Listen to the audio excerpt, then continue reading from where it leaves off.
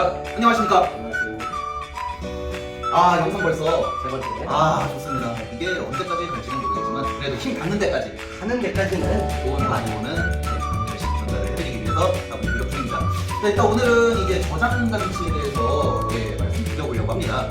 저장 장치 부분이 이제 SSD나 하드디스크나 여러 가지 장치들이 있는데 이게 도대체가 뭔가 물론 많은 분들이 알고 있는 거죠. 많은 분들이 알고 있고, 그렇죠. 또 이게 짧게 말하려면 또 짧아지고, 길게 말하려면 또 다시 길어지는 그런 내용들이라서 이거는 이제 간략하게 엔드 유저들이 이제 사용을 하는 그런 방식에서만 진행해 보도록 하겠습니다. 그렇죠. 이제 그러면은 이제 세 번째 영상이라 세 가지. 첫 번째로는 저장 장치의 종류, 그리고 두 번째로는 저장 장치의 기록 방식, 네. 그리고 세 번째는 기록 방식에 따른 성능. 그렇죠. 그럼 영상 한번 들어가 보시죠.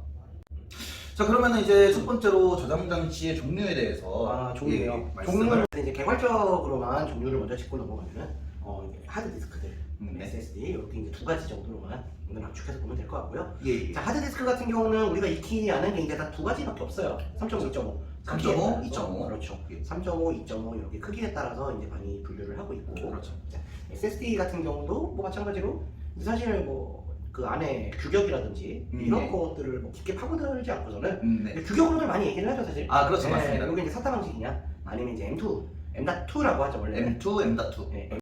자, 그럼 이제 그 종류에 대해서 간략하게 좀 짚어봤으니까 네. 이번에는 그 기록 방식에 대해서 좀 네. 말씀을 드려보면 될 것 같아요. 자, 기록 방식은 사실 이제 하드 디스크의 역사가 굉장히 긴 만큼 그렇죠. 90년대부터 쓰던 사실 그런 거잖아요. 부품 자체가.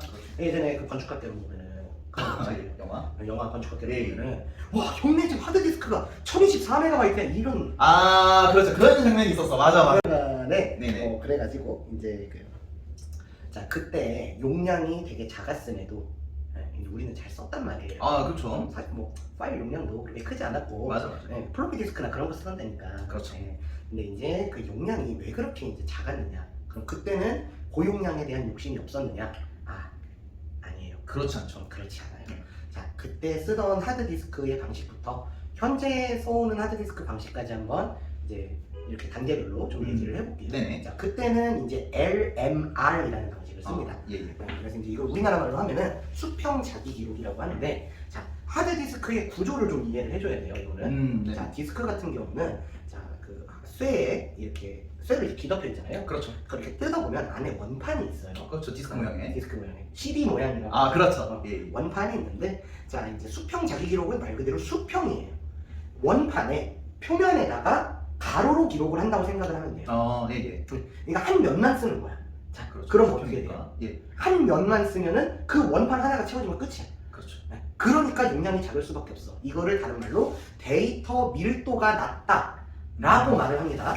예. 네. 다른 방식은 또 어떤 게 있어요? 그래서 LMR 방식을 이제 극복하려고 나왔던 게, 자, 이제 저 방식 같은 경우는 토시바라는 회사에서 네. 이제 그 개발을 한 건데 PMR이라는 방식이 나와요.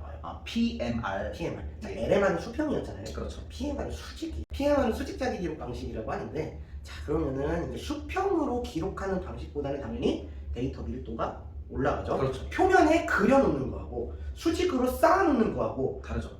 그렇죠. 네. 그렇기 때문에 저장 용량이 더 높아가고 고용량에 유리하다.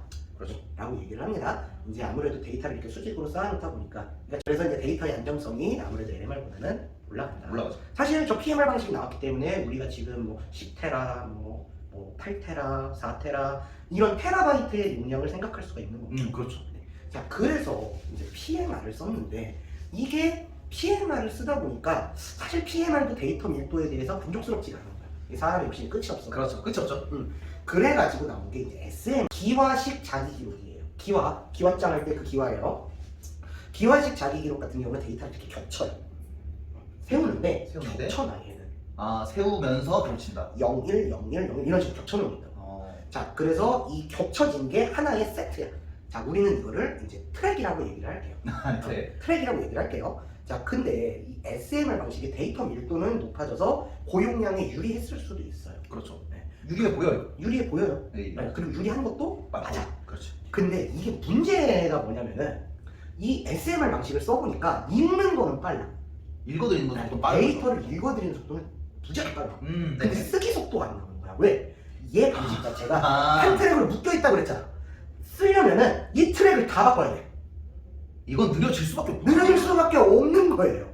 그 찬 트랙으로 묶여있는 구간을 다 수정을 해야 된다고. 그래서 이제 SSD를 얘기할 때 한번 얘기를 할 건데 버퍼 캐시라는 거를 그 안에다가 달아놔요. 이것도 쉽지 않네요. 버퍼 캐시라는 거를 달아놓는데 이 버퍼 캐시가 뭐냐면은 우리가 컴퓨터로 따지면 램과 같아요. 이거는 램이랑 같다. 램과 하는 역할이 비슷하다라고 봐야 돼. 정확히는. 그래서 이제 데이터를 버퍼 캐시에 올려놨다가 쓰고 싶을 때 바로 땡겨오는 거야. 왜? 버퍼 캐시가 더 빠르니까.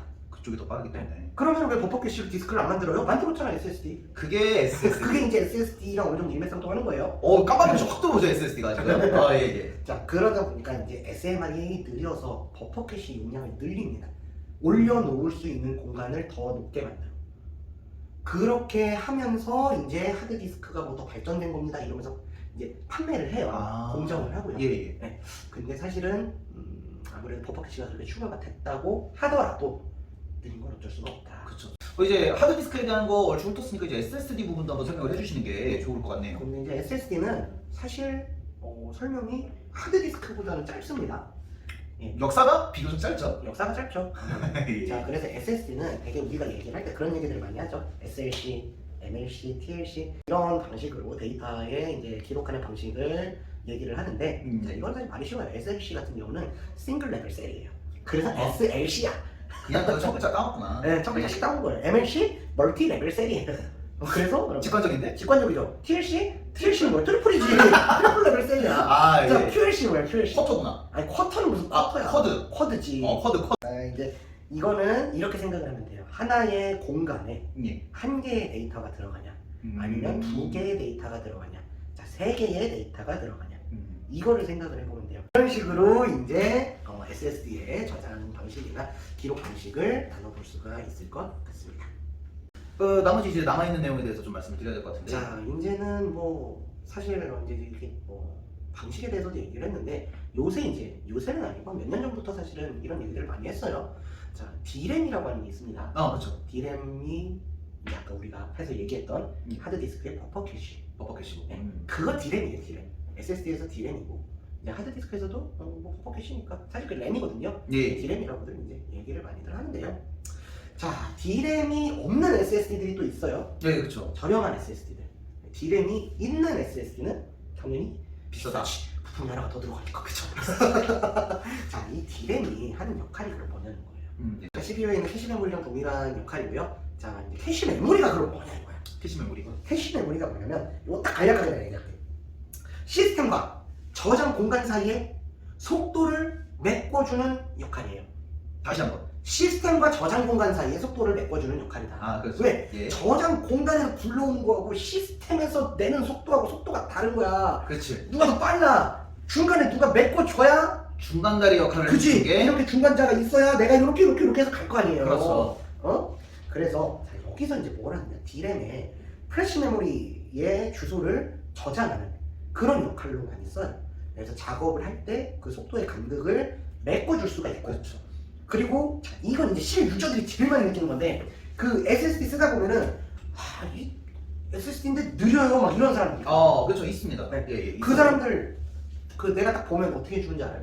어떤 거 해주시죠? 용량부터 봐. 용량 얼마나 찼는지. 보면은 윈도우에서 보면은 딱 빨개. 새빨간 거지. 용량 네. 거기다 차가지고. 다 차가지고 새빨간 거야. 예. 그래가지고 그거를 내가 딴 데다 옮겨줘. 그럼 속도가 빨라져. 그치. 잘 나오죠. 자, 이게 D램이 있고 의 차이예요. D램이 있으면은 예. 이 데이터를 D램 쪽에다가 얹어놓고 필요할 때 빨리 꺼내서 쓰면 되는데 그렇죠. D램이 없다 보니까 막 혼재되어 있는 데이터 안에서 찾아야 되는 거야. 맞습니다. 그러다 보니까 용량이 가득 차면은 찾아야 되는 게 많잖아요. 그렇죠. 느려지는 거죠. 그러니까 느려지는 거죠. 맞습니다. 그래서 이제 D램이 있으면 뭐가 좋냐? 딱 한 줄로 설명을 하면은 데이터가 많이 누적이 돼도 속도가 저하되는 폭이 적다. 아주 저하가 안 되는 건 아니지만 아주 저하가 안 되는 건 아니죠. 많이 적죠. 네. 예. 자, 이제 여기까지 해서 오늘 준비한 내용들을 모두 다 소개를 해드렸고요. 결국 이제 하고자 하는 말은 뭐냐? 하드디스크는 어쩔 수 없이 구조상의 문제로 SSD가 느리다. 그리고 SSD를 구매할 때 조금 더 우선을 주고 D램이 있냐 없냐 차이로 속도가 좀 더 안정적으로 나온다. 결국 돈을 쓰면 생활을 이기게 되고 시간을 줄일 수 있다. 그러니까 그런 얘기죠. 돈이 행복의 절대적인 척도는 아니지만 아니죠. 돈은 절대 절대 돈을 행복을 절대 하고 싶은 거 아닌데 그렇다고 돈이 없으면은 내가 불행해. 또 돈이 없으면 돈이 결국 있습니다. 욕을 또 하고 아무튼 예. 오늘 그럼 준비한 영상 여기까지로 마무리하도록 하고요. 다음에는 또 재미난 주제 저희들이 풀고 싶은 해주고 싶은 말씀 있으면 또 찾아뵙도록 하겠습니다. 감사합니다.